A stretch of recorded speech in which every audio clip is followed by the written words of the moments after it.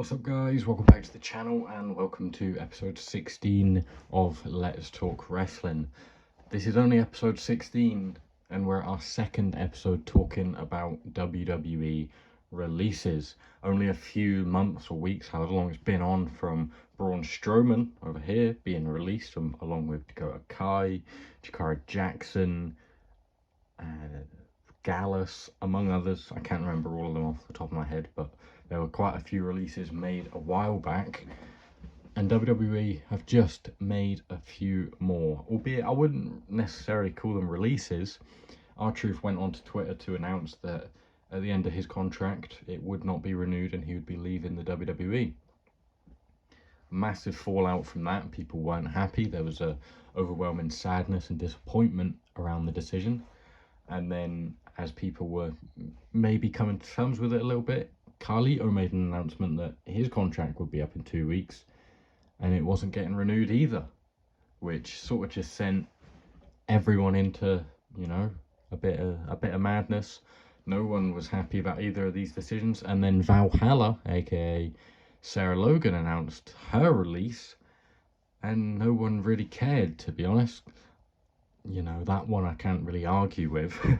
I'm sorry, but she didn't really add much, to be honest. I can understand if it's a cost-cutting measure why she would be one of those that would fall into that bracket, albeit I don't think these are cost-cutting measures at all, because, well, TKO have just bought $250 million worth of shares off of Vince McMahon, so that sort of rubbishes the rumours that he's interested in buying back the company. But yeah, he's just sold $250 million of shares, so TKO could afford that, but they can't afford the salaries of R-Truth, Carlito, and Valhalla. That one, again, as I say, is fair enough, but I understand that these two guys are primarily comedy sort of characters. They don't wrestle much, they're a bit older, they might not have as much of an upside, as high of a ceiling as your younger guys. But what's wrong with them? Carlito had some great gags in the Judgment Day clubhouse. The whole thing he had with Raquel saying they could go out and they could use her card and everything like that. Carlito was pretty funny in his time in the Judgment Day, as was R-Truth. He was a really nice addition to the Judgment Day for the short time in his feud with JD, and then he goes and he tags with The Miz, wins the tag titles and all of that, and most recently feuds with John Cena, his childhood hero, who we're hearing, I've seen a report on Twitter that it was already known that R-Truth would be leaving at this sort of time, and John Cena pushed for a feud with R-Truth to try and persuade the higher-ups to keep him around. And that wasn't enough to do it, even though his merch sales have went up. That Ron Cena shirt sold really well. Apparently it was one of the top sellers in the company. But in a pro-con cost-benefit analysis, whatever fancy stupid terms that cost-benefit analysis, whatever you want to call it, profit-loss, shit like that, analysis that Nick Khan did, CEO of the WWE, he thought that R-Truth wasn't worth it, which I don't understand. I think he's really good. He's obviously not in his prime, neither is Carlito, but they're two great performers. They're great comedy characters there, and this seems like it's just killed morale even more than it already was, because they're just doing it for the sake of it at this point. You know, they're just releasing guys, loyal guys who you would call WWE Lifers, that you think are going to stay with WWE for forever. And we will probably see them sign back to WWE at some point in the future, most likely under Legends contracts. You know, Carlito's just won the WWEC title, so he'll probably go over there. R-Truth, I don't know what he'll do. He could go to AEW and have a gimmick where he thinks it's WWE. I saw someone say that all they need to do with R-Truth is bring him back and just have him show up and people say, "Truth, you don't work here anymore," and he'd be all confused, and it'd be great, because R-Truth is a great comedy character. You know, his little skits and stuff in the Royal Rumble, getting out a ladder and all of that sort of stuff, very, very entertaining stuff. It was actually weird because R-Truth entered the Women's Rumble with Valhalla in the entranceway, didn't he? Was that the year before last, or the year before this, when he was in the Judgment Day. But yeah, two guys that are leaving the WWE, and that opens up a real can of worms for Triple H, who obviously, decisions like this cannot be passed all the way through the company without landing at the booker's door. This guy decides all the feuds in WWE. He would have had to okay the John Cena R-Truth feud, and you know, it never really occurred to him that he would want to keep these guys, because I don't care what you say, I know he's only the booker, or whatever he is, the chief content officer. He has a say in this. He has a massive say in this. If he wants someone to stay, he could definitely get them to stay. He could put them in a huge angle, or he could do the exact opposite. He can bury guys if he really wants to. But I'm going to stop talking about them now, because you probably will have seen quite a lot about them in the past few days and everything. So they join Braun Strowman in the recently released list of wrestlers. Obviously, WWE have just signed Mariah May. Whether those 3 people will cover her salary, who knows? But yeah, it seems like the releases are becoming more unnecessary. Under Vince, you know, I'm very critical of Vince because he's a scumbag and should rot in hell, most likely.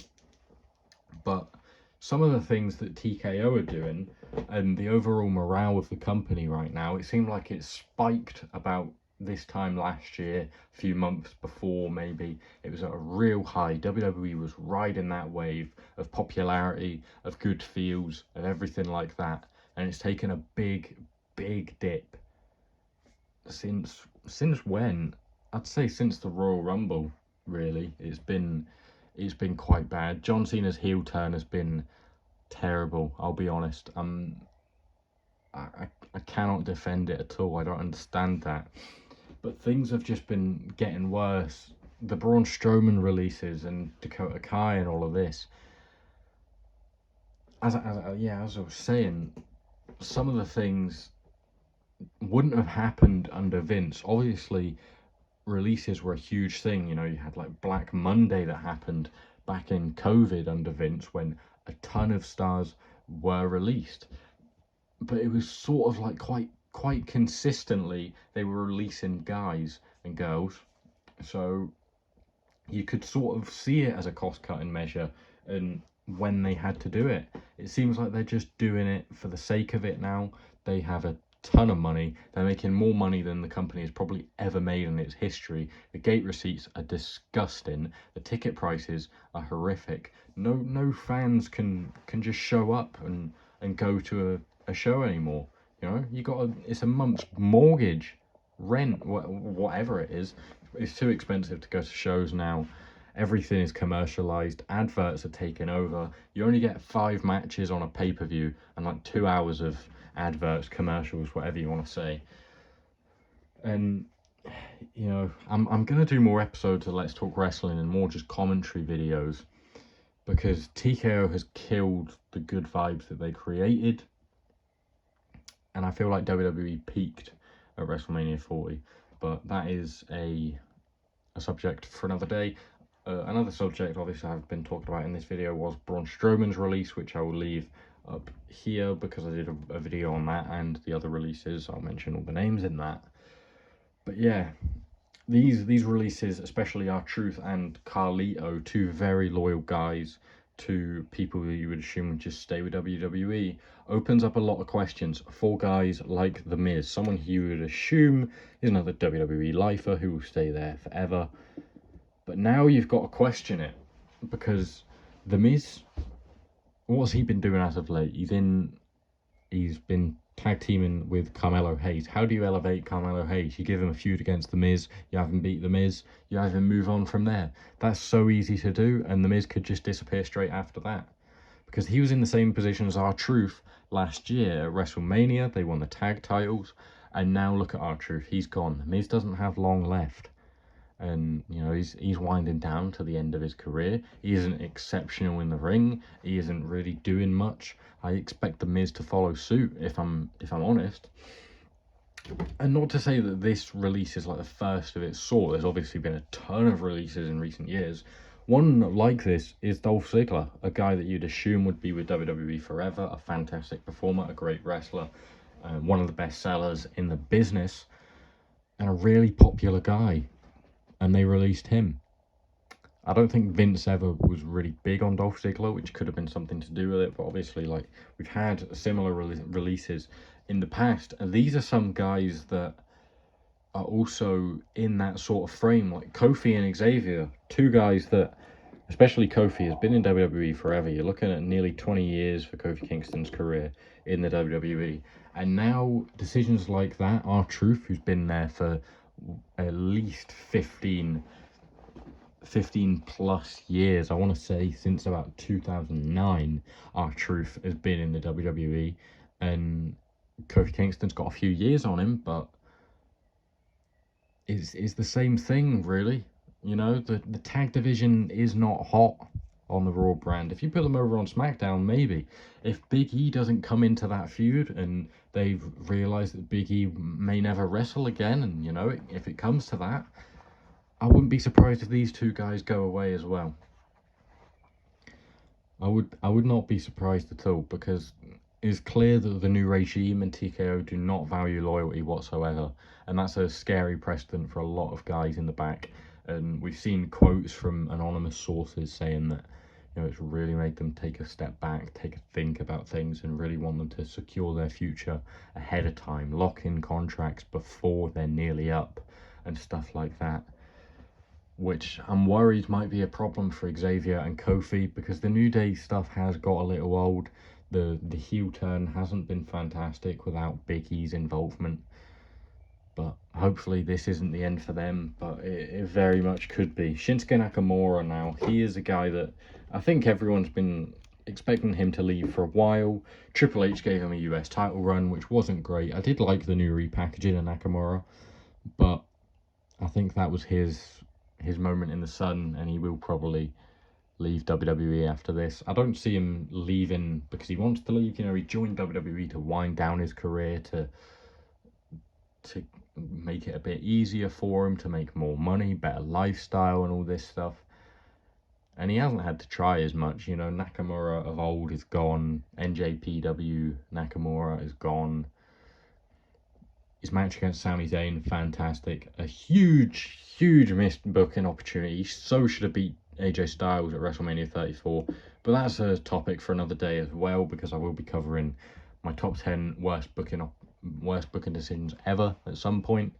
But yeah, I fully expect Shinsuke Nakamura to depart the WWE when his contract is up.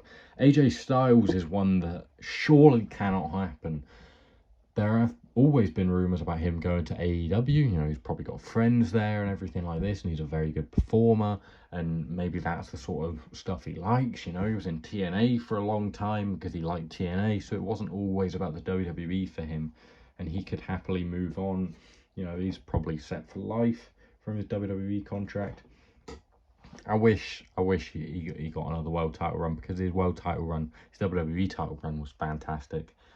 And, you know, they just haven't given him much lately. He's been passed up on in the Money in the Bank for El Grande Americano, which is disappointing, as much as I like Chad Gable. But I wouldn't be surprised if AJ Styles is one of them. Obviously, he's a fantastic performer, but look at what he's been given. He got beat by Logan Paul at WrestleMania, which is just a travesty, if I'm honest. Sheamus is another guy who I wouldn't be surprised if he was let go at the end of his contract, even though he's a great wrestler and he puts on banger after banger, as he says.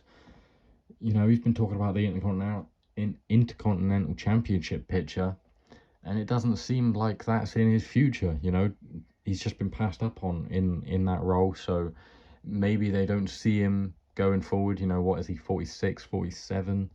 He's getting older, he's past his prime. I wouldn't be surprised if he departed after his next contract ends. I don't know how long it is.